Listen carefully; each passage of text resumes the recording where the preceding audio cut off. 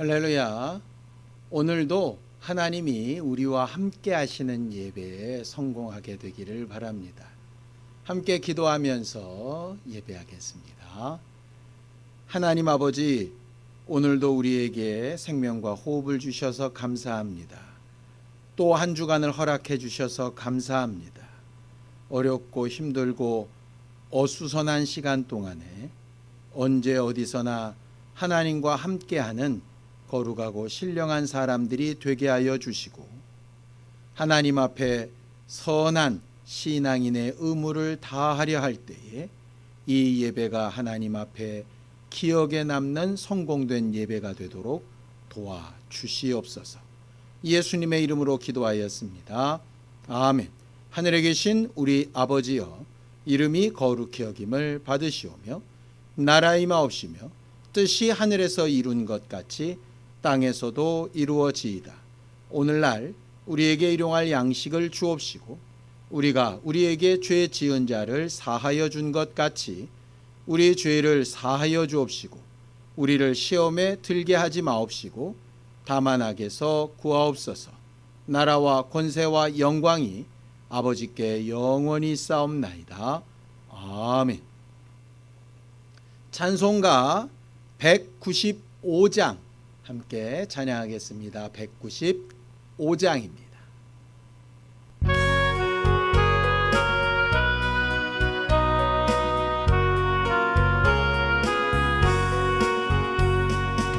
성령이여 우리 찬송 부를 때 진심으로 찬양하게 하소서.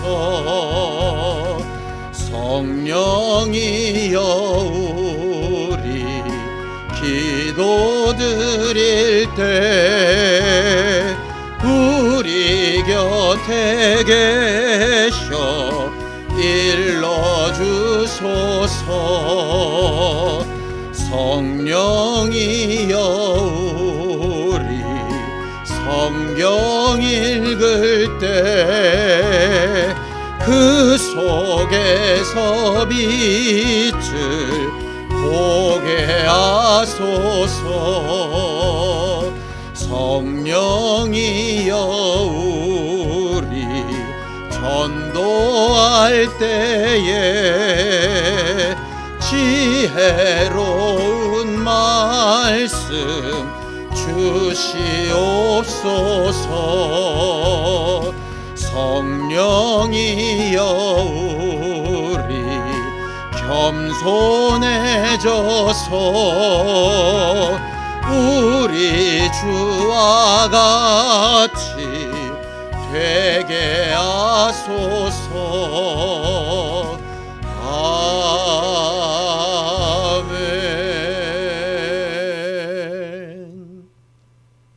우리는 지난주에 라합과 같이 하나님 앞에 한 약속을 분명히 기억하고 그 약속을 잘 이행하기를 힘써서 하나님을 경험하자라고 은혜를 나눴었습니다. 지난 한 주간 하나님 앞에 한 약속들을 지키며 살았었는지, 아니면 하나님이 우리에게 말씀하신 것과 무관하게 우리의 생각과 우리의 감정을 따라 살았었는지 다시 한번 회개하고 선한 그리스도인의 의무를 다하도록 합심하여 참여하며 기도하시겠습니다. 하나님 아버지, 하나님께서 도우시고 인도하셔서 우리 모두를 도우시고 인도하시며 함께 하시는 하나님의 능력을 체험하게 하여 주시옵소서. 오늘도 우리가 주 예수의 이름을 부르며 함께 모여 기도할 때에 우리의 예배를 받으시고 우리와 함께 하시며 우리의 기도에 응답하시겠다 약속하신 하나님의 말씀을 믿고 우리가 또 나와 예수 이름을 부르며 주 예수 보혈의 은혜를 기억하며 이렇게 함께 기도하며 회개합니다. 하나님의 약속을 날마다 기억하고 하나님께서 우리에게 주신 말씀을 분명히 행하며 살았어야 마땅한데 그렇게 행하지 못하고 우리의 생각이나 감정이나 우리 마음의 표현을 따라 함부로 살았던 적이 많이 있었사오니 우리를 긍휼히 여기시며 용서하여 주시기를 원합니다. 하나님, 우리는 연약하나 주는 강하시고 우리는 부족하지만 하나님은 우리에게 가장 좋은 것으로 주실 수 있는 아버지이시기에 오늘도 하나님 앞에 우리의 연약함을 고백하고 하나님이 우리를 긍휼히 여기시며 오늘도 하나님의 약속된 말씀을 기억하여 순종하려고 하는 모든 일에 응답하시고 도우실 것을 믿고 간구하오니 우리의 죄를 사하시며 새롭게 살 일주간을 힘있게 역사하시고 인도하여 주시옵소서.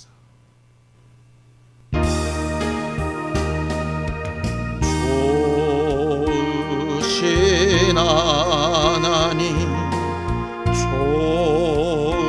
좋으신 하나님, 참 좋으신 나의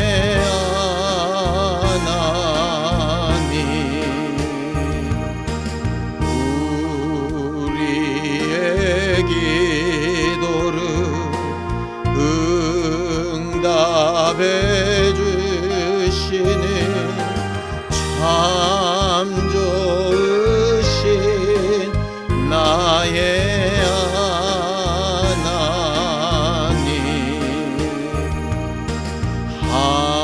한없는 축복을 우리에게 주시는 참 좋으신 나의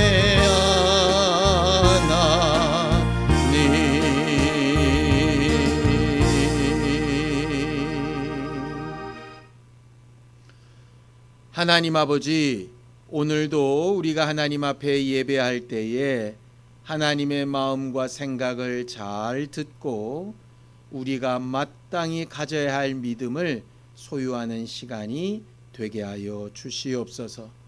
믿음으로 헌금한 손길들 위에 복을 주시고 하나님 앞에 구하며 간구하는 모든 일에 우리가 구하며 간구하는 것보다 더 온전하고 완벽한 것들로 채우시고 응답하여 주시는 것들을 체험케 하여 주시옵소서.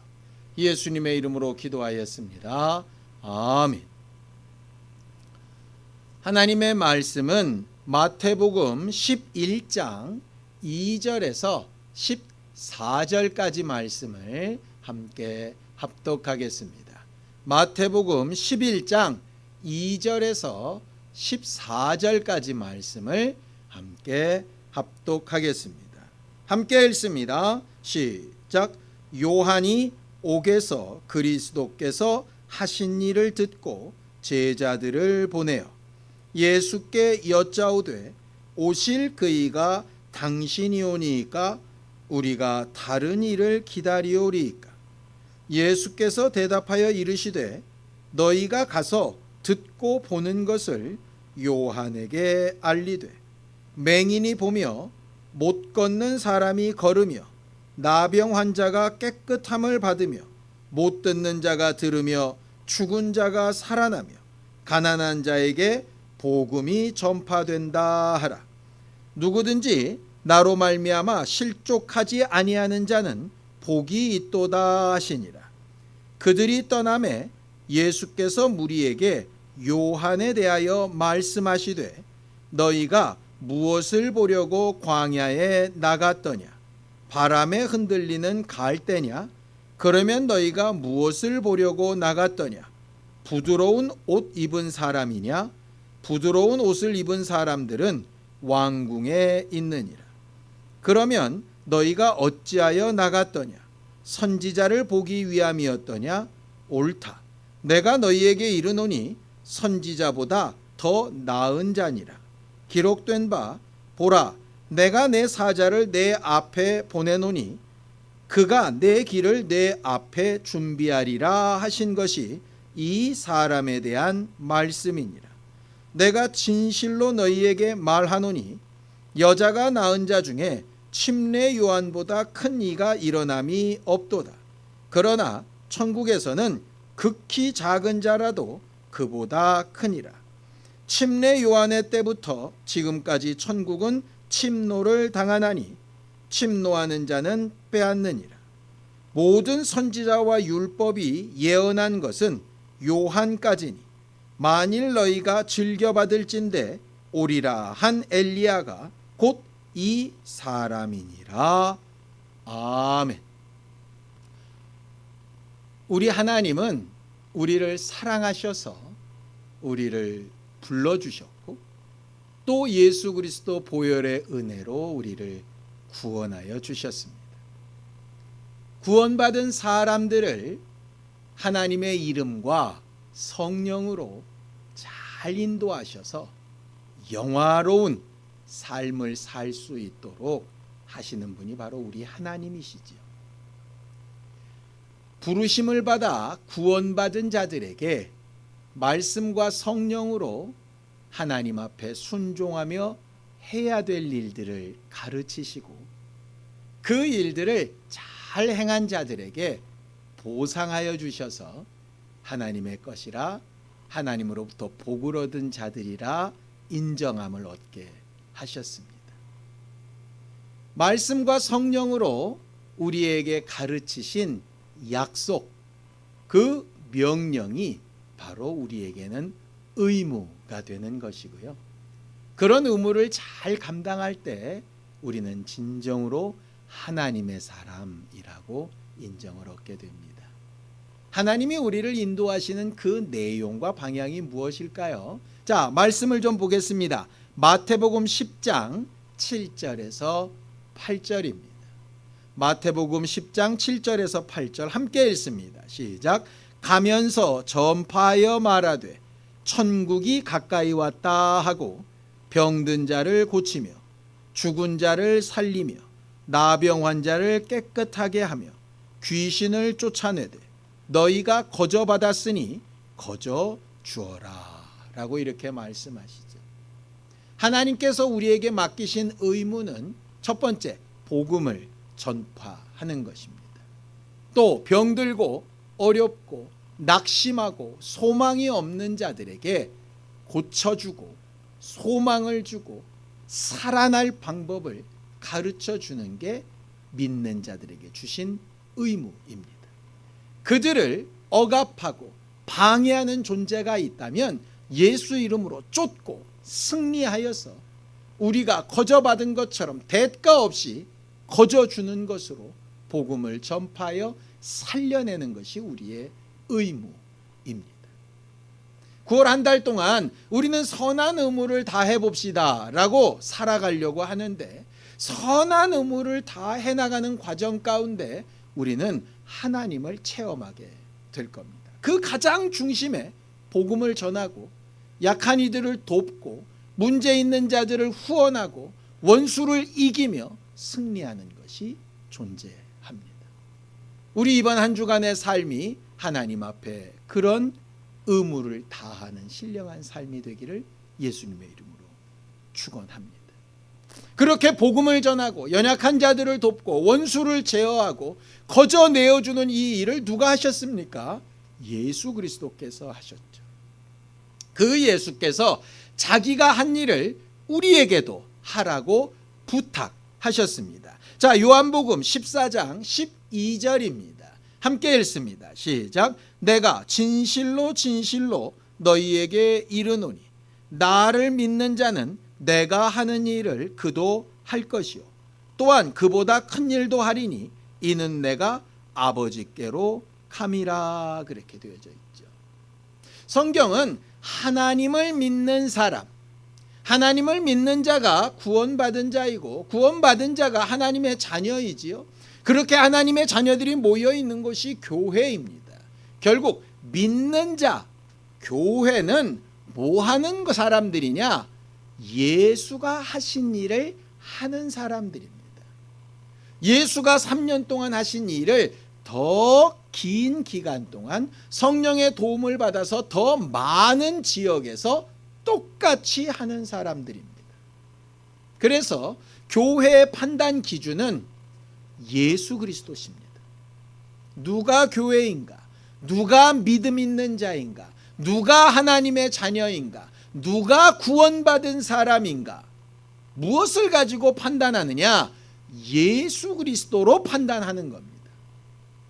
예수가 하신 일이 나타나면 예수를 믿는 사람입니다.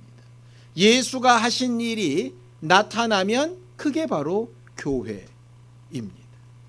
예수 그리스도의 시대에 제사장이 있었습니다. 대제사장은 둘이나 있었습니다. 많은 서기관들이 성경을 쓰고 연구하고 가르치는 일을 했고, 바리새인들은 일반적인 사람들에게 말씀을 따라 사는 것은 이런 것이다라고 모범을 보이면서 살았던 그런 시대입니다. 제사장이든 서기관이든 바리새인이든 다 하나님을 믿는 사람이었습니다. 자기들이 가진 믿음에 목숨을 거는 사람들이었습니다. 하나님을 섬기는 일에는 누구보다도 열심히 있었던 사람이었고, 누구들보다도 열정적인 사람이었습니다. 세상과 벗하지 아니하고 하나님을 믿는 믿음으로 살아가는 일에 다른 사람들의 모범이 될 만큼 그렇게 잘 가르치며 본이 되었던 사람들입니다. 그런데 그들이 왜 예수께, 왜 하나님께 저주를 받고 책망을 받고 질책을 들었을까요?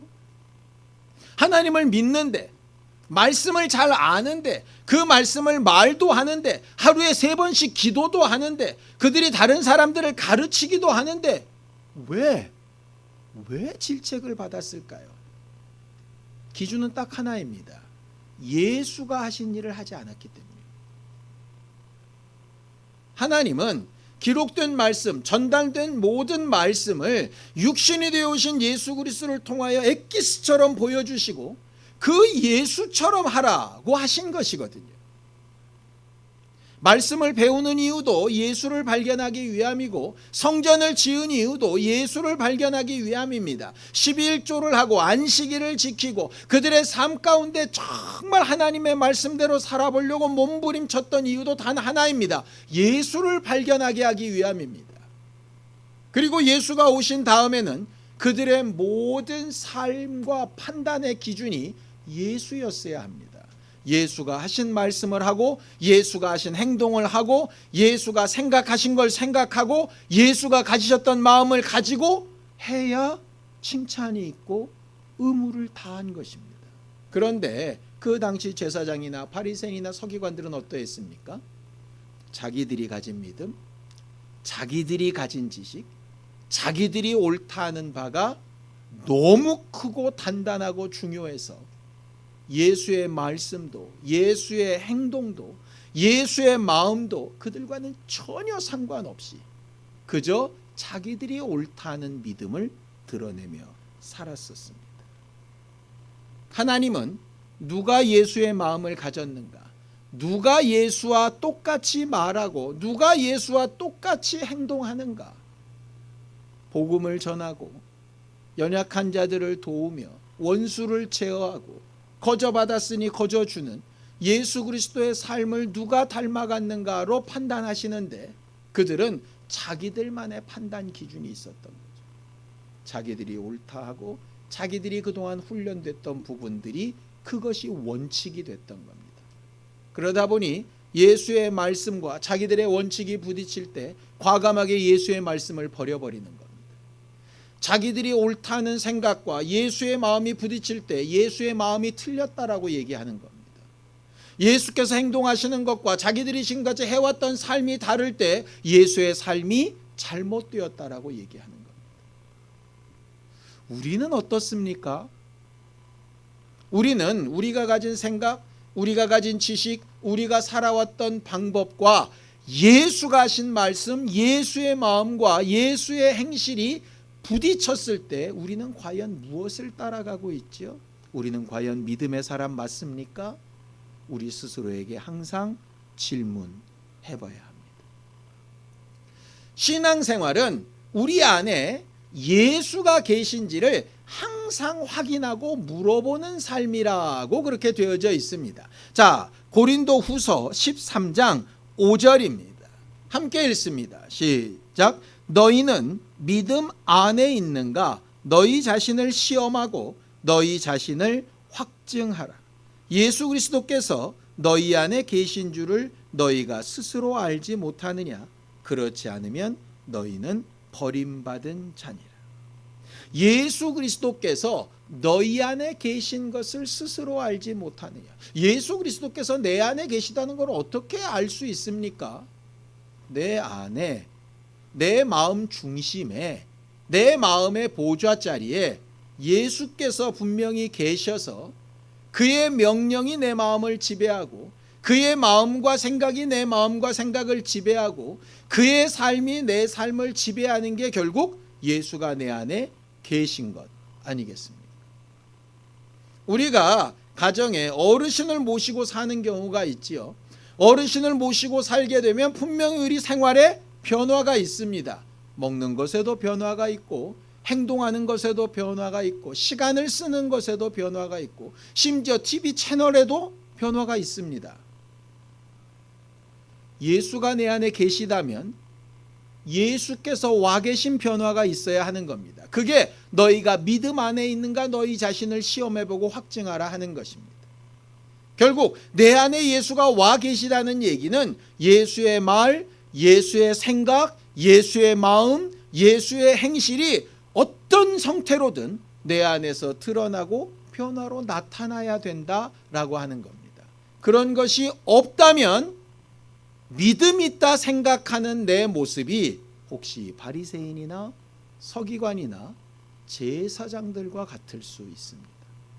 자기들은 굉장히 믿음 있다고 남들보다 훨씬 더 낫다고 하는데 하나님의 관심인 예수 그리스도를 기준으로 봤을 때에는 전혀 그렇지 않은 것이죠.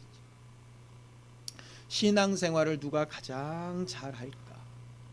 누가 그리스도인일까? 말 그대로입니다. 누가 그리스도를 가장 많이 닮았는가입니다. 우리는 좋아하는 사람이 생기면 말투를 따라하게 됩니다. 행동도 따라하고 옷차림도 따라하게 되죠. 예수를 정말 좋아하고 사랑한다면 우리의 마음, 말, 행실이 예수를 닮아가야 할 겁니다.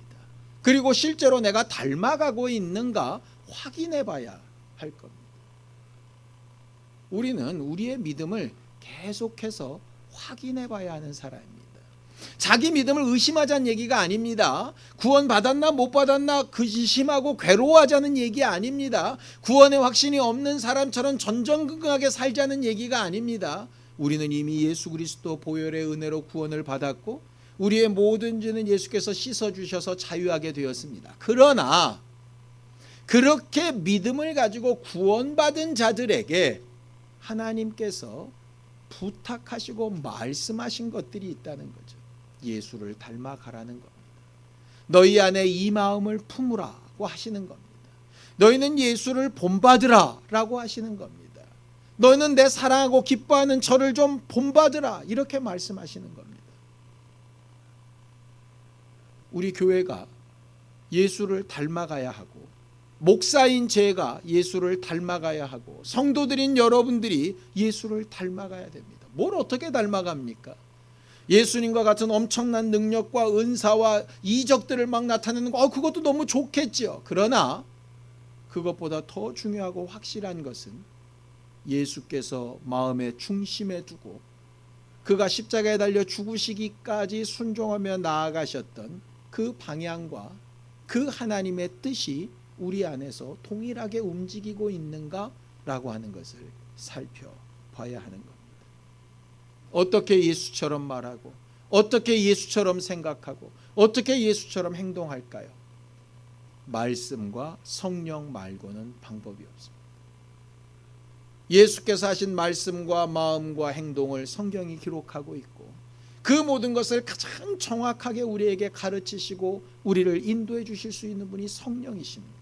성령을 무시하고 말씀을 무시하고 자기가 지금까지 해왔던 습관을 쫓아 이것이 믿음이다 라고 살게 된다면 우리는 과거 믿음의 조상들이 실수했던 일들을 똑같이 반복하게 될 겁니다. 하나님을 경험하는 삶은 우리에게 주신 일이 우리 안에 계속 잘 순종되어 나아가고 있는지를 확인해 볼 때 체험되는 것입니다. 오늘은 침례 요한 이야기를 좀 하려고 합니다. 침례 요한이 어떤 사람이었고 그는 어떻게 믿음을 가졌고 어떻게 믿음을 인정받았는가.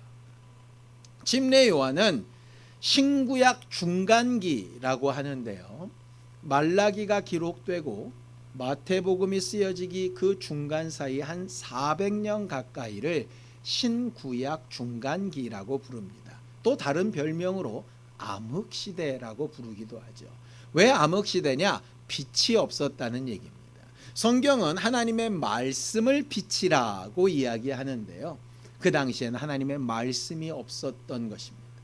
왜 말씀이 없습니까? 기록된 성경이 있는데. 맞습니다. 기록된 성경은 있는데 그 기록된 성경을 제대로 가르쳐 말해주는 사람이 없고, 그 기록된 성경대로 제대로 순종하며 사는 사람이 없고, 그 기록된 성경을 제대로 본을 보여줄 수 있는 선지자나 리더들이 없었던 시대라고 하는 말입니다.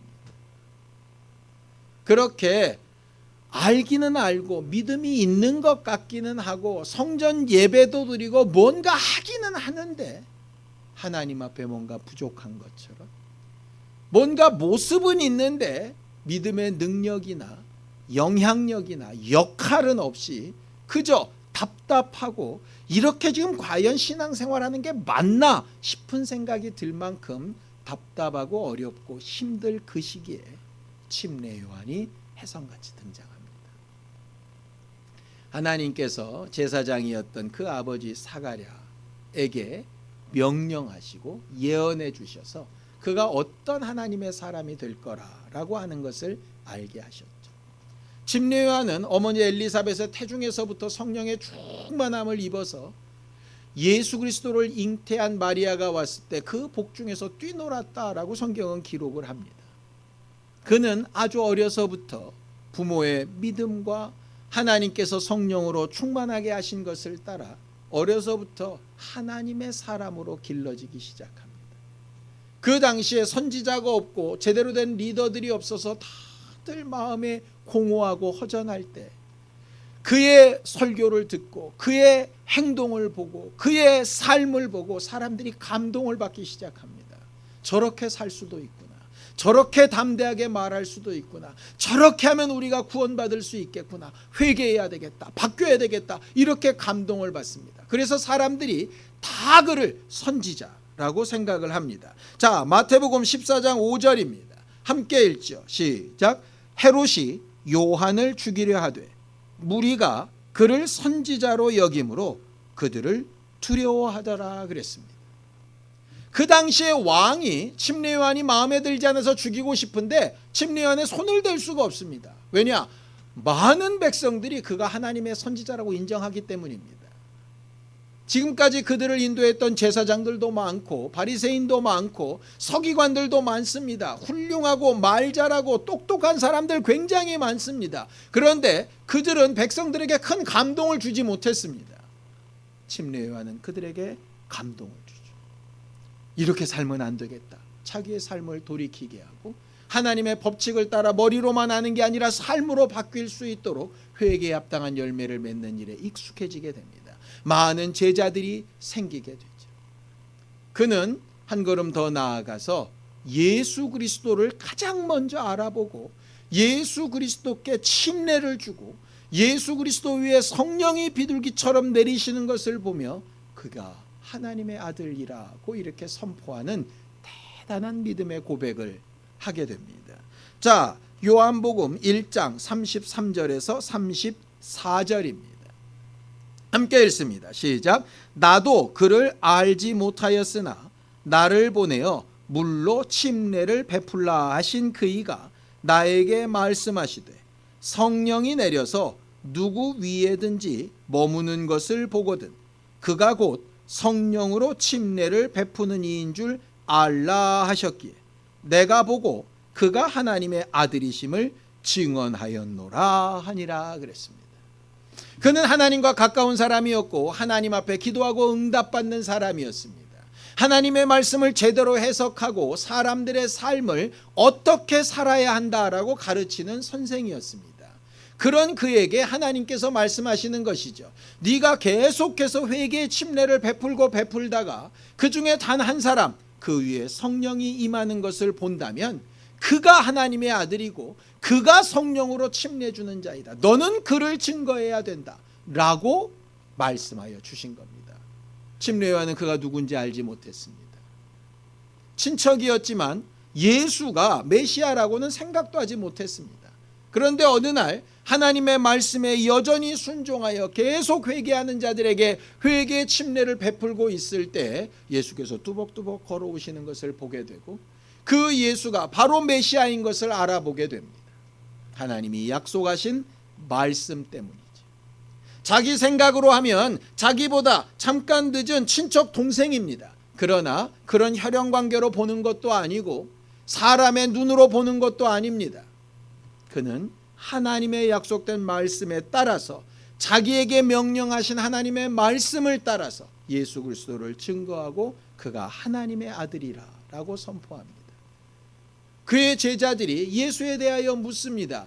예수에 대하여 물을 때 그는 이렇게 이야기하죠. 요한복음 1장 35절에서 37절입니다. 함께 읽습니다. 시작. 또 이튿날 요한이 자기 제자 중 두 사람과 함께 섰다가 예수께서 건의심을 보고 말하되 보라 하나님의 어린 양이로다. 두 제자가 그의 말을 듣고 예수를 따랐다. 이렇게 되어 있습니다. 침례요한의 제자 중에 두 명이 침례요한과 함께 있다가 예수가 지나가시는 것을 보고 침례요한이 하나님의 어린 양이라고 가르쳤더니 자기 원래 스승이었던 침례요한을 버리고 예수를 따라갑니다. 그 중에 한 사람이 안드레입니다. 그 안드레를 통해서 베드로가 전도가 되어지지요. 생각해 보십시오. 정말 선지자가 없고 리더가 없었던 이스라엘에 사람들이 누구나 인정하는 대단한 선지자인 침례요한, 그 침례요한 밑에 아주 대단한 제자들이 있습니다. 그런데 그 제자들이 갑자기 예수를 따라간다는 겁니다. 침례요한이 거기에 마음이 어땠을까요? 인간적인 마음이라면 서운했을 수도 있고요. 인간적인 마음이라면 배신감이 들었을 수도 있겠죠. 그런데 그렇게 얘기하지 않습니다. 나는 쇠하여야 하고 그는 흥하여야 된다라고 말하면서 제자들이 예수를 따라가는 일에 전적으로 후원해 줍니다. 정말 대단한 믿음의 사람입니다. 태어나면서부터도 대단한 사람이더니 하는 일도 담대하게 대단하면서 그의 제자들을 예수의 사람으로 보내는 일에도 정말 믿음의 사람입니다. 자기 것을 주장하거나 욕심 부리지 않는 사람이죠. 거기서 그치는 것이 아닙니다. 당대의 가장 큰 권세자인 헤롯이 잘못을 저질렀을 때 그는 정말 불현듯 일어나서 그 헤롯을 향하여 잘못을 책망합니다. 욕하고 백성들한테 분노를 불러일으키려는 것이 아닙니다. 왕을 보고 회개하라고, 잘못됐다고 분명하게 이야기하는 것입니다. 잘못된 것을 잘못됐다고 얘기하는 거죠. 군인들에게 잘못된 것을 얘기한 것처럼, 세리들에게 잘못한 것을 얘기하는 것처럼, 장기들에게 잘못한 것을 얘기한 것처럼 왕도 잘못한 것은 잘못한 거라고 얘기하는 겁니다. 군인들 중에도 잘못됐다는 말을 듣고 회개한 자와 그렇지 않은 자가 갈라지겠죠. 세리들 중에도 회개한 자와 그렇지 않은 자가 있었을 겁니다. 장기에도 그랬을 겁니다. 왕도 침례요한의 경고를 듣고 회개할 수도 있고 안 할 수도 있었을 겁니다. 그런데 왕은 회개하지 않았고 침례요한을 옥에 가두게 됩니다. 그는 마땅히 해야 될 일을 했고 그는 마땅히 할 말을 신앙 양심에 따라서 했습니다. 그런데 회개하지 않는 왕은 자기에 대한 불만으로 보고 그를 잡아 죽이려고 합니다. 잡아 죽이려고 하던 백성들 때문에 참아 죽이지 못하죠. 감옥에 갇혀 있을 때 침례요한은 자기의 때가 다 된 것을 압니다.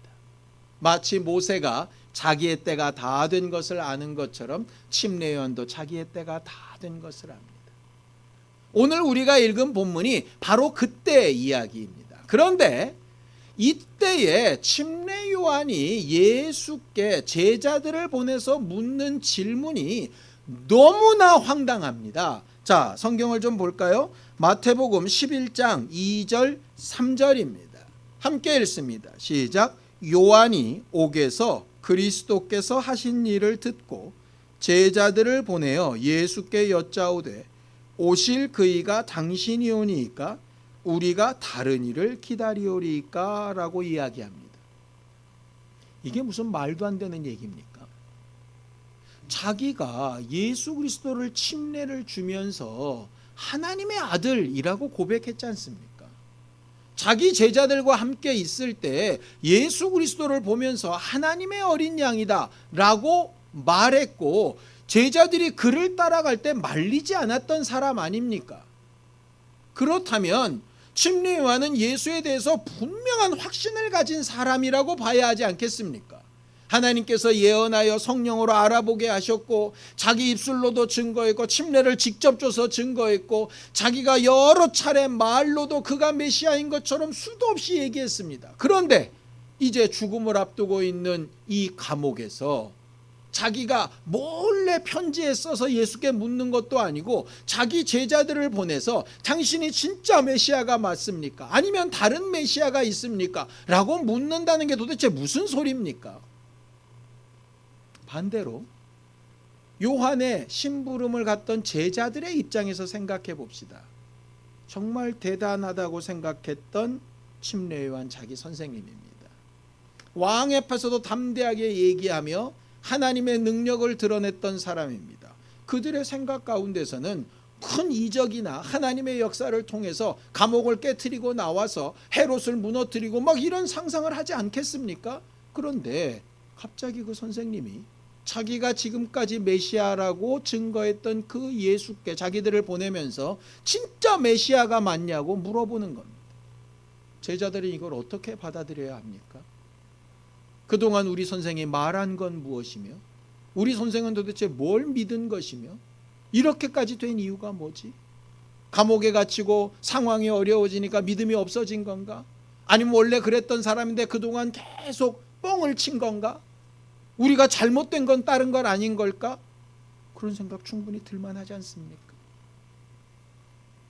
침례 요한의 입장에서는 혹 그렇게 마음이 의심이 가는 부분이 있다 손 치더라도 안 그런 채 해야 되지 않겠습니까? 그런데 그는 예수께 자기 제자들을 보내서 예수에 대하여 묻습니다. 예수는 그렇게 묻는 침례 요한에게 믿음 없다라고 질책하지 않으십니다. 어떻게 그럴 수가 있냐? 분노하지도 않으십니다. 너무나도 분명하게 이렇게 얘기하시죠. 구약 성경에 기록된 메시아에 대한 내용이 나를 통하여 그대로 이루어져 가고 있는 것을 가서 그대로 얘기해 줘라. 침례 요한은 예수에 대하여 분명히 믿음이 있습니다. 자기가 하나님 앞에 받은 명령도 있고요, 자기가 보고 들은 것도 있고요, 그리고 자기가 증거하고 행동하고 말한 것도 있습니다. 그런데 지금까지 그래 왔기 때문에 믿는 게 아니라 진짜 저가 내가 내 영생을 맡겨 의지할 만한 메시아가 맞을까를 확인받고 싶은 겁니다. 불신앙이란 뜻이 아닙니다. 정말 죽기 직전에라도 진짜 자기 믿음을 확인하고 싶은 겁니다. 내 마음에 두고 내가 기준으로 삼은 그이가 정말 저가 메시아가 맞는지. 예수는 그의 마음을 아시고 말씀으로 약속된 대로 일하고 있는 자신을 증거하십니다. 그의 제자들이나 옆에서 보는 사람들은 침례 요한을 어떻게 평가했는지 모르겠습니다. 나이 늙어서 상황이 어려워져서 마음이 약해진 사람으로 봤을 수도 있겠죠. 그러나 예수가 평가하신 침례 요한은 다릅니다. 자, 마태복음 11장 11절입니다. 함께 읽습니다. 시작. 내가 진실로 너희에게 말하노니 여자가 낳은 자 중에 침례 요한보다 큰 이가 일어남이 없도다. 그러나 천국에서는 극히 작은 자라도 그보다 크니라 라고 이렇게 이야기하죠. 그리고 11장 14절에는 이렇게 말합니다. 만일 너희가 즐겨받을진대 오리라 한 엘리야가 곧 이 사람이니라 라고 증거하여 주십니다. 내 앞서 온 하나님의 사자가 그가 맞다는 겁니다. 방금 당신이 메시아 맞습니까? 라고 자기가 일생 동안 해왔던 일을 다시 한번 확인하는 믿음 없어 보이는 그를 향하여서 예수는 여자가 낳은 자 중에 저보다 큰 자가 없다. 저는 내 앞서온 하나님의 일꾼 엘리야가 맞다라고 이렇게 이야기하시는 거죠. 사람들의 평가나 사람들의 생각이 중요한 게 아닙니다. 예수께서 침례 요한을 어떻게 보고 계시는가가 중요한 거죠. 우리도 마찬가지입니다. 세상 사람들의 평가, 우리 스스로의 평가, 우리끼리의 평가가 중요한 게 아닙니다. 그것도 어쩔 때는 맞을 수 있겠죠. 그러나 진짜 중요한 기준은 믿음의 기준이 예수 그리스도인 것처럼 평가의 기준도 예수 그리스도입니다. 예수께서 우리를 보실 때 너는 천국에서 큰 자다. 너는 내 일꾼이 맞다. 너는 내 말을 하고 있는 걸 보니, 내 마음과 같은 걸 보니, 내 생각과 같은 걸 보니, 내 행동과 같은 걸 보니 너는 내 사람이 맞구나 라고 하시는 평가가 필요한 거죠. 훌륭한 교회가 뭡니까? 올바른 교회가 뭐죠? 좋은 교회가 뭡니까? 건물이나 조직이나 형태나 그런 거 아닙니다. 사람들의 열심이나 뜨끈뜨끈한 분위기나 뭐 이런 거 아닙니다. 예수 그리스도를 누가 얼마나 어떻게 닮아가며 살고 있는가의 문제. 침례 요한은 굉장히 뛰어난 역할도 했고 대단히 많은 역사도 했고 사람들의 뜨거운 열망을 가진 그런 존경받는 인물이기도 했습니다. 그런데 침례 요한의 마지막에 그런 것들이 하나도 중요하지 않습니다. 사람들이 자기를 뭐라고 부르든 사람들이 나에게 대해서 뭐라고 생각하든 하나도 중요하지 않습니다. 뭐가 중요하냐? 내가 믿고 의지하고 있는 예수가 진짜 예수가 맞느냐 이 말이죠.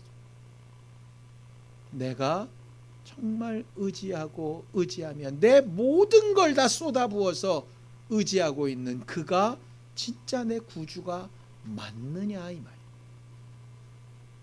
이것을 확인해 보지 않고서는 하나님 앞에 믿음이라 말하기 어렵습니다. 자기가 생각하는 예수, 자기가 꿈꾸는 예수, 자기가 바라는 예수가 있겠죠.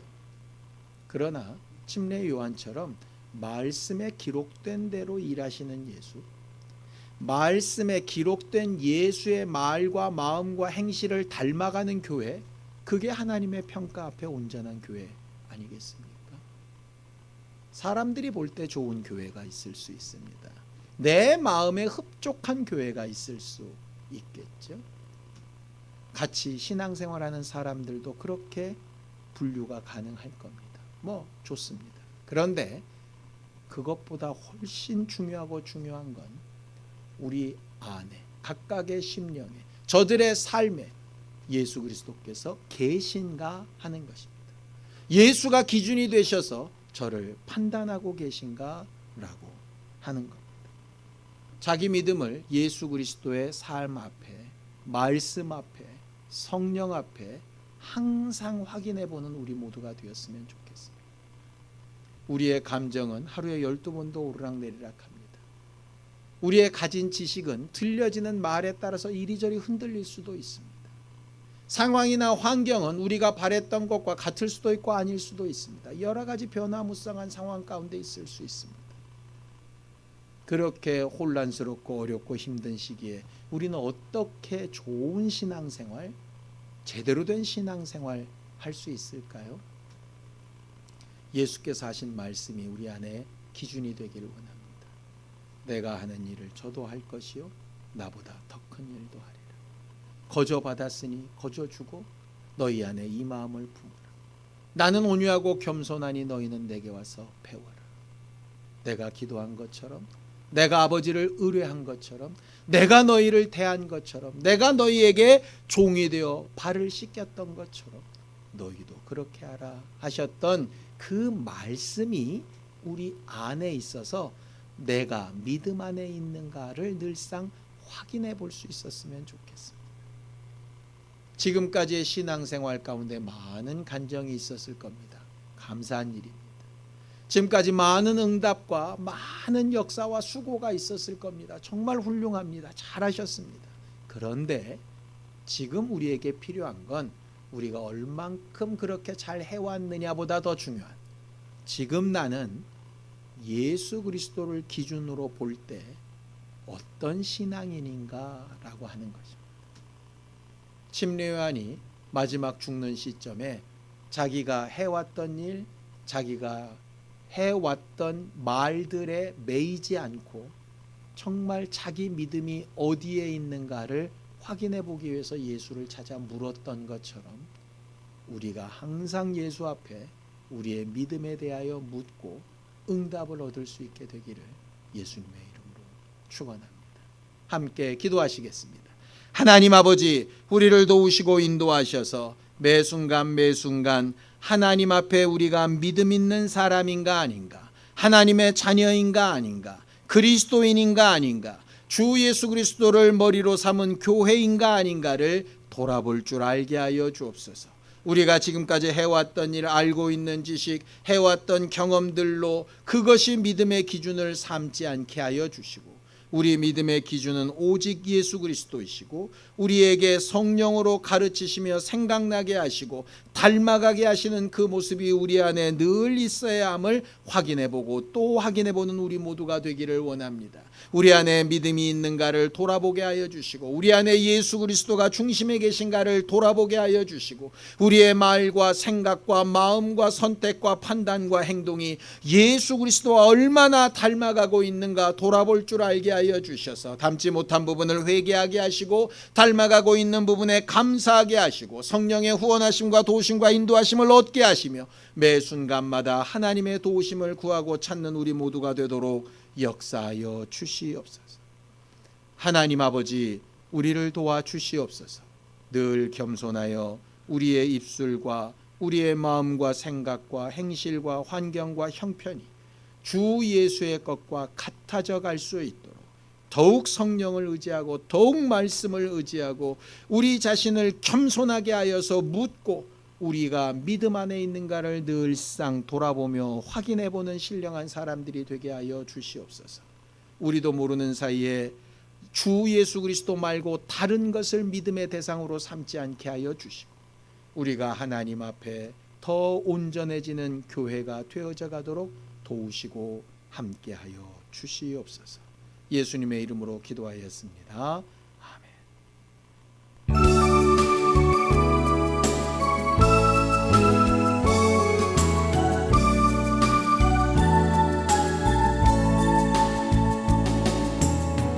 이 시간 너의 마음속에 하나님 사랑이 가득하기를 진심으로 기도해 간절히 소망해 하나님 사랑 가득하기를.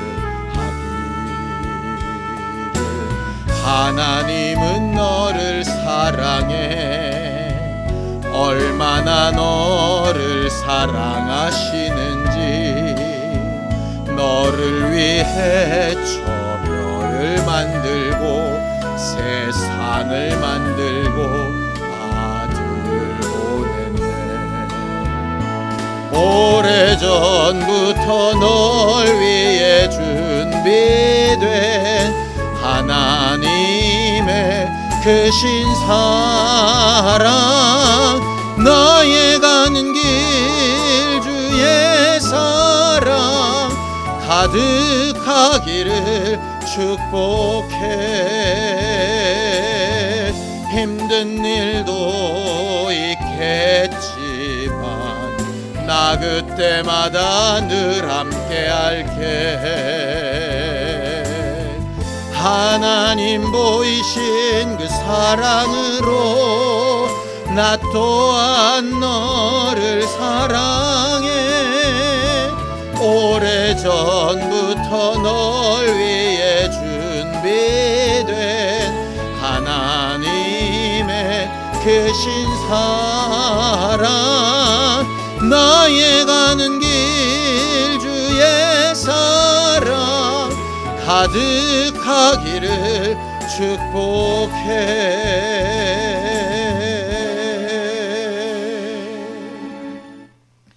이제는 우리 주 예수 그리스도의 은혜와 하나님 아버지의 극진하신 사랑과 성령님의 감동하시고 함께 하시는 분명한 증거가 자기 믿음을 늘 확인하며 예수 그리스도를 기준으로 삼으려는 우리 모두 위에 이제로부터 영원까지 함께 있을지어다. 아멘.